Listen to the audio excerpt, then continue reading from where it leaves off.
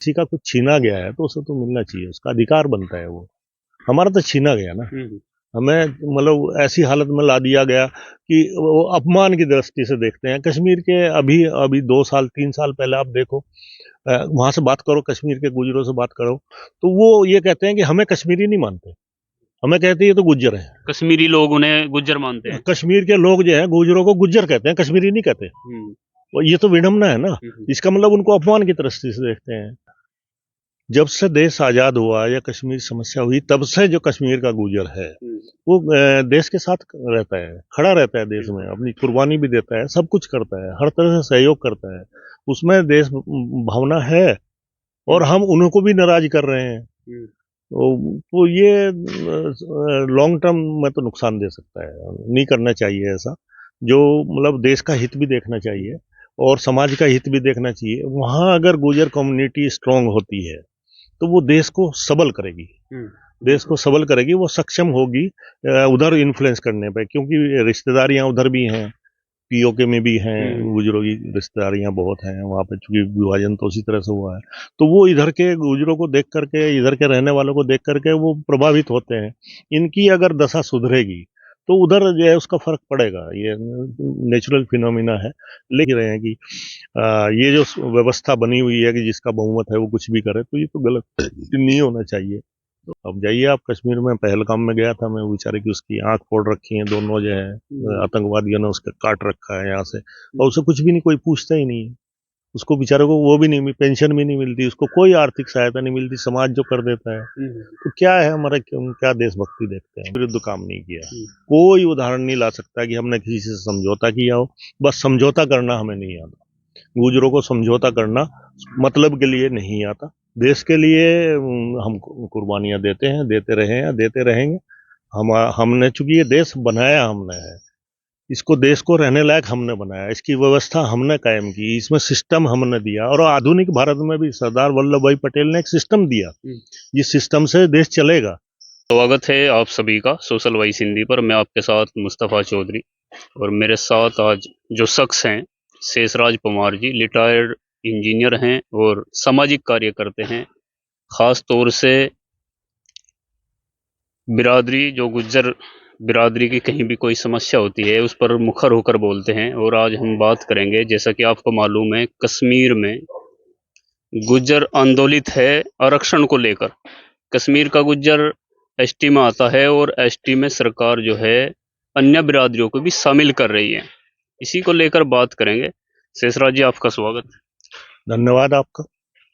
जैसे कश्मीर में गुज्जर आंदोलित हैं और संसद में बिल का प्रस्ताव है, बिल आएगा, कुछ अन्य जातियों को उसमें शामिल किया जाएगा, कैसे देखते हैं आप? दो चीजें हैं इसमें चौधरी साहब, एक तो आपने दो ही बात कही है, एक तो आंदोलन, आरक्षण का आंदोलन जो है। अभी इसको विषय को समझने के लिए पहले तो आरक्षण को समझना होगा, फिर इसको समझना होगा कि एसटी एससी कौन है, इसका पता होना चाहिए। इसकी भी क्राइटेरिया है, ये नहीं किसी को भी एससी कर दो, किसी को भी एसटी कर दो, दोनों चीजें हैं। इसमें जो व्यवस्था है, जो आज की सत्ता है, उसका मंतव्य है कि जातिगत आरक्षण नहीं होना चाहिए, लेकिन परिस्थिति जन्य वो इसको खत्म तो कर नहीं सकते, इससे तो उनकी सत्ता ही जाती रहेगी। तो वो बीच का रास्ता निकालते हैं। बीच का रास्ता क्या होता है कि आप जो भी वो प्राविधान है उनको डाइल्यूट कर दो। डाइल्यूट करने के लिए उन्होंने एक सीधा सा कंसेप्ट निकाला हुआ है कि भाई और लोगों को उसमें जो डिजर्व नहीं करते, जो उस क्राइटेरिया में नहीं आते, उनको उसमें शामिल कर दो। सरल भाषा में यदि कहें, जो हकदार नहीं है उस चीज के, उनको भी उसमें शामिल कर दें। हाँ हाँ, देखिए जैसे शेड्यूल कास्ट है, शेड्यूल कास्ट का ये है कि भाई इसकी लिस्ट बनी जब पुना पैक्ट हुआ डॉक्टर अंबेडकर और अंग्रेजों के बीच में, तो उसमें लिस्ट बनी। तो जो छुआछूत में आते थे, जिस प्रदेश में जिनके साथ छुआछूत होता था, वो शेड्यूल कास्ट की सूची में आ गए। वो सूची बन गई, उसे शेड्यूल कहते हैं। मतलब जो सूची है वही शेड्यूल है। जो जिनके साथ छुआछूत होता था वो शेड्यूल उनका बना। उनको चूंकि वो 1931 की सेंसस में शेड्यूल बना हुआ था, लिस्ट बनी हुई थी कि इन जातियों के साथ छुआछूत होता है, तो पूना पैक्ट में उनको शेड्यूल कास्ट में रख दिया गया, मतलब शेड्यूल कास्ट बन गया, उनकी सूची बन गई। एसटी का थोड़ा सा संशय रहा, क्योंकि एसटी का जो क्राइटेरिया है उसमें यही है कि भाई पिछड़ा होना चाहिए, सामाजिक रूप से, शैक्षिक रूप से पिछड़ा होना चाहिए, और उसके जो पुराने आदिवासी जो उसकी कल्चर है, जो पुरानी आदिम जाति वाली जो उसके कस्टम सिस्टम है, उनको वो फॉलो करना चाहिए। तो उनको एसटी में रखा गया, जो आदिम जाति से आते थे, जिनके रीति रिवाज वो ही पुराने आदिम जाति वाले थे। तो अब एसटी में मतलब उसमें एरिया, मतलब उसकी लिस्ट नहीं बन पाई, उसमें लिस्ट में संशोधन बार बार होते रहे हैं, लेकिन उसमें क्राइटेरिया को फॉलो किया गया है कि भाई कुछ तो क्राइटेरिया हो, ये थोड़े ना किसको भी जिसको भी समझेंगे आप उसी को एसटी कर देंगे। तो ये जो समस्या है, ये बिना हकदार को हक वालों का हक छीनने के लिए है। और चूंकि जो कश्मीर के गुजर हैं, बकरवाल हैं ज्यादा, तो वो तो घुमंतु हैं, वो एक जगह जीवन जीते नहीं है। उनका सैकड़ों साल से, कई सौ साल से उनका वही सिस्टम है कि भाई वो गर्मी के दिनों में ऊंचाइयों पे चले जाते हैं और सर्दियों के दिनों में नीची जगह पर आ जाते हैं। घुमंतु जीवन, खाना बदोश जीवन, एक तरह से जीवन जो है उसी में वो ना उनका कहीं शिक्षा हो पाई, ना उनका कहीं स्वास्थ्य का हो पाया, ना वो एक जगह रह सके जो उनका सिस्टम हो सके। तो इस नाते उनको एसटी का दर्जा मिला 1962 में। तो वो एसटी में आ गए, तो सॉरी 62 में नहीं, 62 में जौनसार में आया, ये तो बाद में मतलब एसटी में शामिल किए गए, क्योंकि वो अधिकार केंद्र सरकार का है कि वो जो लोग क्राइटेरिया को पूरा करते हैं उनको उसमें रखा जाना चाहिए, उनका हक मिलना चाहिए।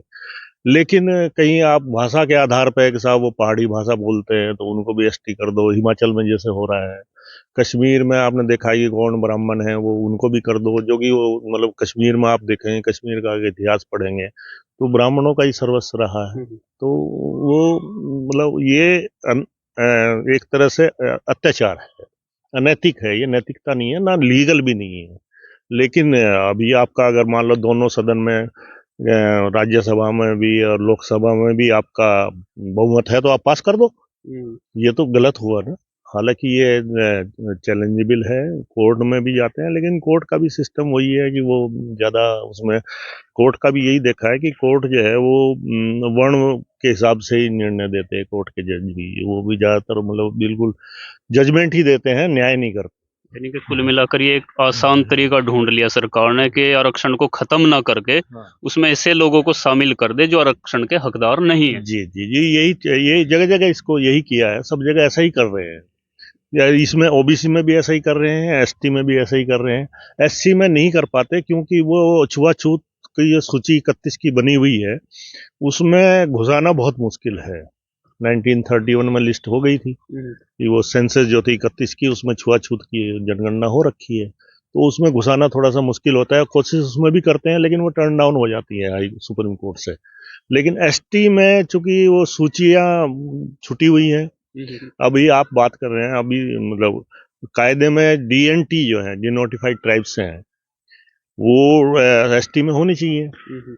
वो हर उस एरिया को क्वालिफाई करती हैं जो एसटी के लिए है, और देश के आधे प्रदेशों में तो एसटी में है डीएनटी वाले, लेकिन आधे में छोड़ रखा है। जो ये आपको ये हिंदी बेल्ट या ब्राह्मण बेल्ट या जो भी बेल्ट कहते हैं, उत्तरी भारत वाली बेल्ट जो है, इसमें नहीं हुआ, उसको फॉलो अप किया गया। अच्छा, एक पिछली बार इसी वर्तमान सरकार ने गुलाम अली खटाना जो गुज्जर समाज से आते हैं उसको राज्यसभा भेज दिया गया।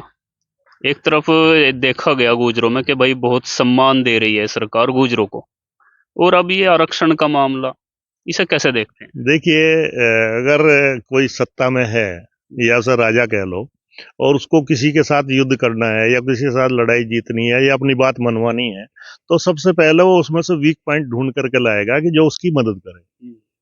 ये विभीषण कहते हैं, जैसे मतलब उनको हाँ, तो वो ढूंढे जाते हैं। और हम, दिक्कत यह है कि हमारा गुर्जर समाज जो है वो बहुत नीचे के स्तर पे कर दिया गया, लोगों ने 1000 साल में उसको नीचे पहुंचा दिया गया। तो हम उसमें सम्मान देखते हैं कि साहब हमारा कोई सांसद बन गया, विधायक बन गया, तो वो हम उसमें अपना सम्मान देखते हैं। लेकिन उल्टा होता है। अगर किसी को कुछ दिया जा रहा है जिसके लिए वो डिजर्व भी नहीं करता कायदे में, तो वो किसी प्रयोजन के लिए किया जाता है। अगर किसी को राष्ट्रपति बनाया जाता है, भारत में ये सिस्टम है, तो समझ लो जिस वर्ग से वो राष्ट्रपति आता है उस वर्ग को क्षति पहुंचाई जाएगी। ये व्यवस्था चली आ रही है पिछले बहुत दिनों जैसे से। स्वर्ण मंदिर के हाँ मामले हाँ, में वो ज्ञानी जी डिजर्व करते थे, इसमें कोई शक नहीं है। लेकिन सिखों पर सबसे ज्यादा एक्शन तो ज्ञानी जी के टाइम में हुआ। या अगर कोई मतलब शेड्यूल कास्ट होगा तो उसके टाइम में शेड्यूल कास्टों पर होगा। अगर कोई शेड्यूल ट्राइब का होगा तो उस समय एसटी पे ही सबसे ज्यादा। आप ये देखिए अभी और भी आगे भी जो जब तक ये राष्ट्रपति हमारे हैं तब तक अगर किसी की क्षति होगी तो वो शेड्यूल ट्राइब की सबसे ज्यादा होगी। और ये राष्ट्रपति मुर्मू जी आदिवासी उससे आती है एसटी से आती हैं। मैं उनकी उस पर संदेह नहीं कर रहा हूँ, लेकिन उनका दुरुपयोग करने पे मेरी आपत्ति है कि वो दुरुपयोग किया ही जाता है। मतलब कोई किसी भी समाज से यदि कोई राष्ट्रपति या राज्यसभा जैसे गुलाम अली को भेज दिया गया, एक खुशी होती है कि वो हमारे समाज से भेज दिया गया, लेकिन बदले में पूरे समाज को क्या मिल रहा, क्या खोना पड़ रहा है, ये देखने की बात नहीं, समाज को ये मानना कि अपना है या नहीं उसका क्राइटेरिया होना चाहिए। अगर कोई सामाजिक व्यक्ति समाज के हित का काम कर रहा है तभी तो समाज का हुआ ना। अगर वो समाज का हित नहीं देख रहे हैं तो फिर वो समाज के लिए क्या है, मतलब वो तो और एक निगेटिव, एक ऋणात्मक हो गया, नुकसानदेह हो गया। और कि आप समाज में से किसी को ले आए और वो समाज के खिलाफ काम करने लगे। अब समाज के खिलाफ और फायदे की बात क्या है, तो वो उसको यही देखना होगा भाई ये किसी समाज का आज के समय में अगर किसी समाज को नीचे किया गया तो उसको ऊपर आने के लिए तो सामाजिक न्याय चाहिए ना। और सामाजिक न्याय अगर कोई नहीं दे रहा है तो फिर वो तो समाज का सामाजिक नहीं है ना। चाहे वो समाज का ही हो तो उसे क्या करना है, मतलब वर्थ मतलब यूजलेस है, किसी काम का नहीं है समाज के लिए। ये घर का भेदी लंका ढाए, एक तरह से घर के भेदी के तौर पर शायद गुलाम अली खटाना को इस्तेमाल किया, क्योंकि बोल तो नहीं सकते। अब उसे भेदी कहें या ना कहें, मतलब वो तो खैर मैं नहीं कहूंगा, मतलब उस तरह के शब्द मैं प्रयोग नहीं करना चाहता। लेकिन हाँ ये बात सही है, अगर कोई समाज हित में नहीं है तो फिर समाज के अहित में है वो। मैं मतलब क्योंकि जिस दौर से फिलहाल कश्मीर का गुजर रहा है वो आंदोलित है काफी समय से, और यदि गुलाम अली खटाना जैसे लोग अगर नहीं बोलते उनके पक्ष में तो फिर तो कुछ भी कहेंगे। नहीं, हमें इसकी आशा भी नहीं करनी चाहिए। जिस व्यवस्था से कोई जाता है वो व्यक्ति स्वार्थ देखता है अपना, और स्वार्थ में बात जहां समाज की आती है तो समाज को ही अपना स्वार्थ देखना चाहिए। और अगर उनकी मदद करनी है तो समाज को करनी चाहिए। मेरा तो यही मानना है कि हम अपनी छुटपुट लड़ाइयाँ लड़ते रहते हैं, कश्मीर में लड़ रहे हैं, हिमाचल में लड़ रहे हैं, कोर्ट केस में हिमाचल में भी है यही मामला। हिमाचल का यही मामला कोर्ट केस में सुप्रीम कोर्ट में एसटी में और लोगों को घुसाने का, क्योंकि भाषा के आधार पर घुसा रहे हैं आप। और वो भी पहाड़ी भाषा, मतलब पहाड़ी प्रदेश पहाड़ी भाषा वाले को आप जो है मतलब उसमें जो एसटी में कर रहे हैं, तो फिर सारा का सारा प्रदेश ही हो गया वो एसटी में।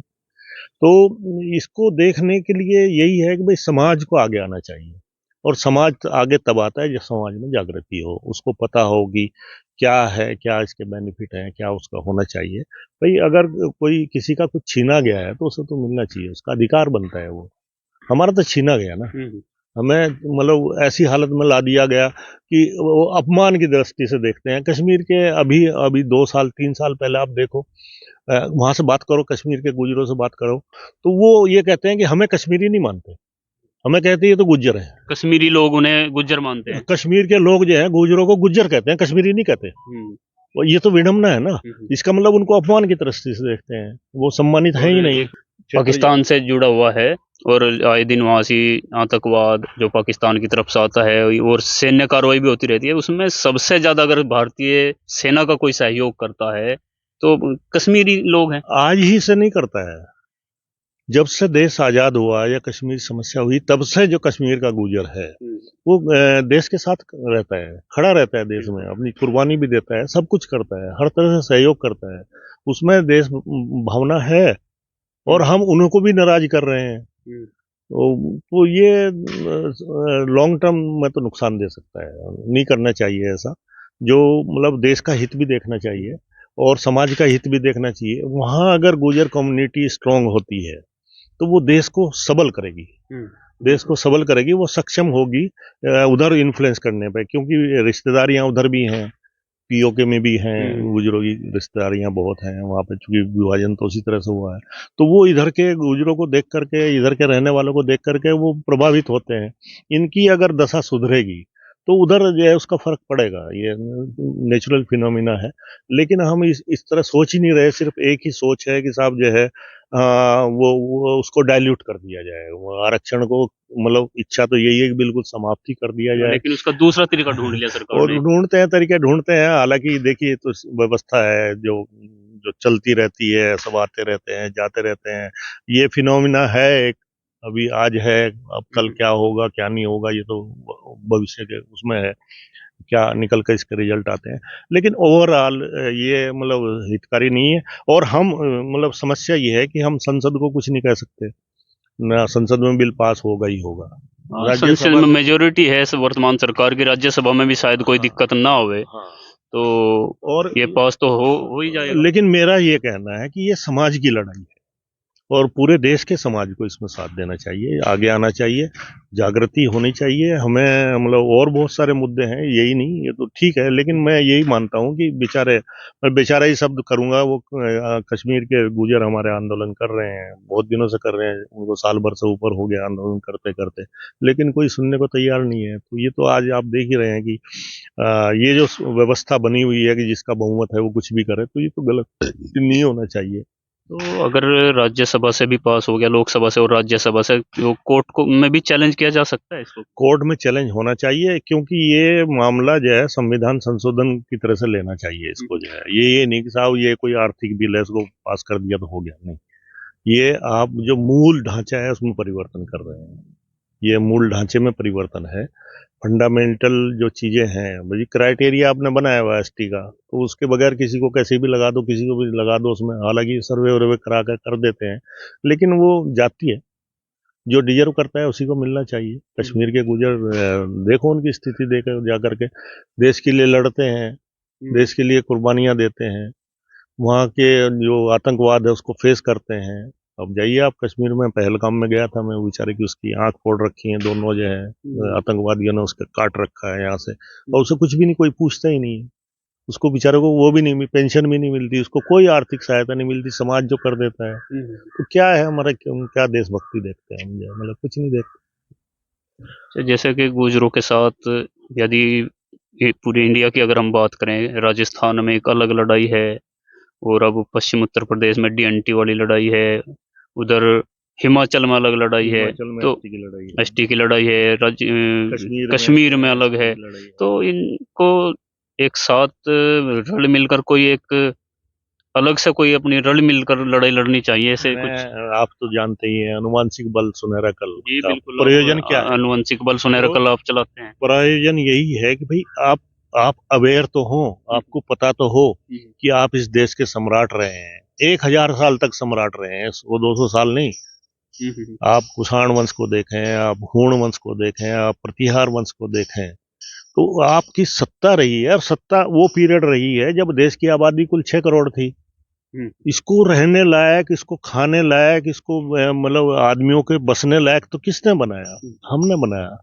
और आज हम ही अपने हक के लिए लड़ रहे हैं, इसलिए कि जो धार्मिक व्यवस्था ने हमें नीचे किया, हमारी जो सत्ता गई, जो भी गई, वो धर्म के माध्यम से गई, धर्म ने ही हमारे खिलाफ काम किया, और जो लेखन हुआ है वो धार्मिक लेखन जो है वो सारा का सारा जो है मतलब हमें नीचे करने के लिए है, और हमें मतलब नीचे ले जाया गया।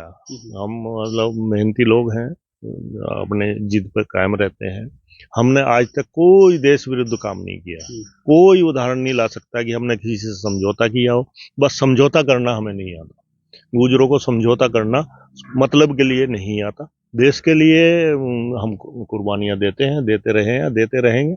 हमने चूंकि ये देश बनाया हमने है, इसको देश को रहने लायक हमने बनाया, इसकी व्यवस्था हमने कायम की, इसमें सिस्टम हमने दिया, और आधुनिक भारत में भी सरदार वल्लभ भाई पटेल ने एक सिस्टम दिया, जिस सिस्टम से देश चलेगा। तो ऐसा सभी विरासतों का विलय, वो विरासतों का विलय की बात छोड़िए, आपने जो आईएएस, जो आपका ब्यूरोक्रेटिक सिस्टम जो डेवलप किया, वो तो सरदार पटेल ने डेवलप किया कि किस किस तरह से देश मैनेज होगा आगे, गृह मंत्री रहते हुए सारा सिस्टम उन्होंने डेवलप किया। तो जिस तरह से गुज्जर समाज अलग अलग प्लेटफार्मों पे अलग अलग राज्यों में अपनी लड़ाई लड़ रहा है, आपको उम्मीद है ये एक प्लेटफार्म पर आकर सामूहिक लड़ाई लड़ सकता है? देखिए, संभावना कुछ है? सीधे सीधे जागृति से संबंधित है। अभी समाज शिक्षित हो रहा है, समाज में शिक्षा लेकर के लोग आगे आ रहे हैं, व्यवस्था को भी समझ रहे हैं। अभी थोड़ा बहुत रुकावट जो है वो पॉलिटिशियंस के माध्यम से है कि वो अपने स्वार्थ के लिए कंप्रोमाइज करते हैं, वो अपना समझौता करते हैं स्वार्थ के लिए, लेकिन समाज भी समझ रहा है। हम ये चाहते हैं कि भाई राजनीति तो हो, लोकतंत्र है, लोकतंत्र में राजनीति होने चाहिए, लेकिन उनको जवाबदेह समाज के लिए भी होना चाहिए, क्योंकि कोई भी जीतता है गुर्जर समाज का, तो उसे गुर्जरों की वोट के बगैर जीतना बहुत मुश्किल है। मतलब वो वहां तो अधिकार जमाता है कि भाई गुर्जरों को मुझे वोट देनी चाहिए, गुर्जर समाज को मेरा सपोर्ट करना चाहिए, और फिर वो ये कहे कि साहब मुझे समाज की जरूरत नहीं है या मैं तो अपने बलबूते पे आया हूँ, तो ये समाज के साथ गद्दारी है।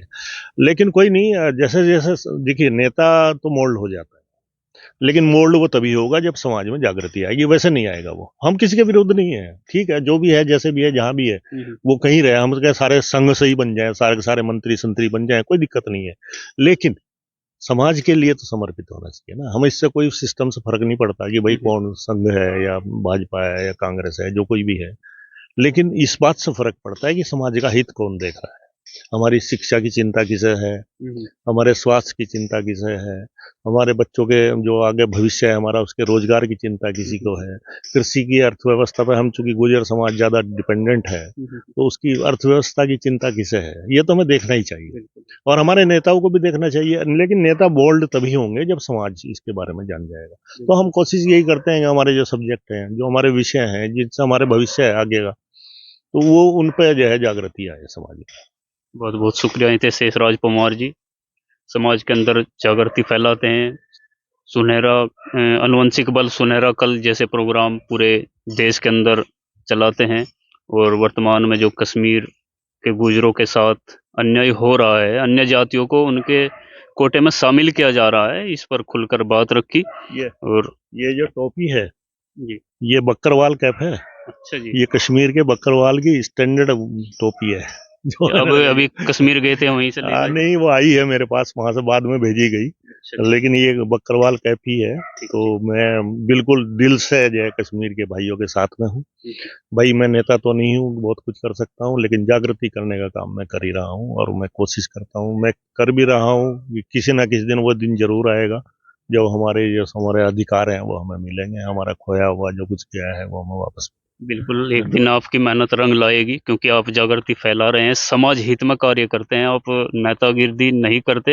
नेतागिरी के तौर पर तो हम अगर देखें, गुलाम अली खटाना को राज्यसभा भेजा और शायद कोई उनका स्टेटमेंट दिखाए जो कश्मीर के गुर्जरों के साथ अन्याय हो रहा है, तब हम समझे कि भाई हमारा एक प्रतिनिधित्व राज्यसभा पहुंचा था और उसने अपनी बात रखी थी और नहीं मानी गई तो उन्हें इस्तीफा दिया था, कुछ इस तरह की बातें लेकिन नहीं आएंगी सामने।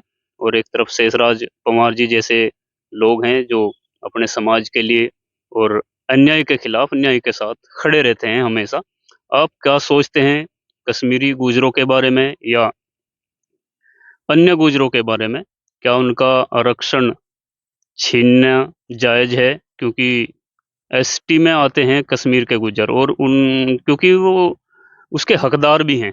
एक लंबे समय से जो है वो प्रताड़ित रहे हैं और उन्होंने घुमंतू खानाबदोश जीवन व्यतीत किया है, और अब ऐसे लोगों को उसमें शामिल कर लेना जो इस आरक्षण के हकदार नहीं है, ये अन्याय है। ये एक तरह से आरक्षण को खत्म करने का एक विकल्प तलाश किया है सरकार ने।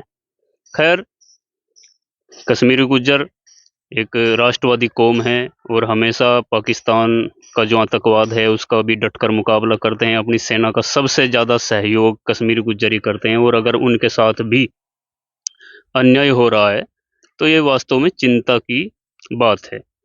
आप क्या सोचते हैं कमेंट बॉक्स में ज़रूर बताइए, और हमारे चैनल सोशल वॉइस हिंदी को सब्सक्राइब कीजिए, फेसबुक पर फॉलो कीजिए। धन्यवाद।